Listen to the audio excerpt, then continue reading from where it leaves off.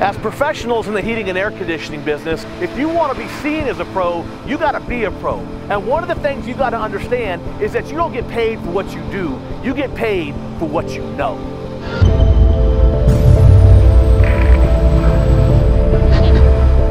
You know, back in the 1980s in the former Soviet Union, many of you may remember there was a nuclear plant at Chernobyl that melted down.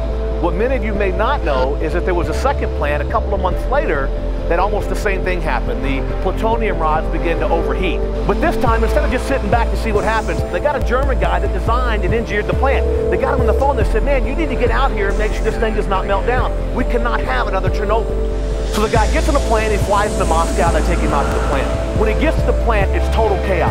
I mean, alarms are going off, red lights are flashing, they've abandoned the plant, they're evacuating the town. I mean, this is potential total nuclear devastation. But this guy walks in, cool as a cucumber, goes down about 6 flights of stairs and goes down to the basement, basically the bowels of this nuclear plant. They've got these cooling towers that basically house the plutonium rods to keep them cool. And he's right there at ground zero. I mean, if this thing overheats, if this thing melts down, he's gonna go in a flash. But he walks right through all this chaos. He walks up to a big wall.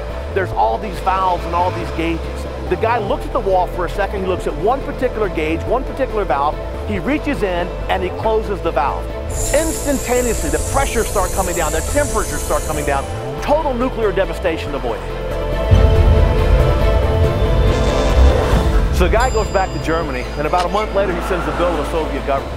When he sends the invoice, it's a one-line item invoice.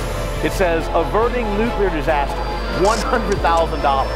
So they get the bill and they say, $100,000? You weren't here but 15 minutes. We want a detailed breakdown of your invoice. So he sends the Soviet government another invoice. This time, there's 2 line items. The first line said, closing valve and averting nuclear disaster, $1. The second line said, knowing which valve to close, $99,999. In the residential heating and air conditioning business, you don't get paid just for what you do. You get paid for your years of experience.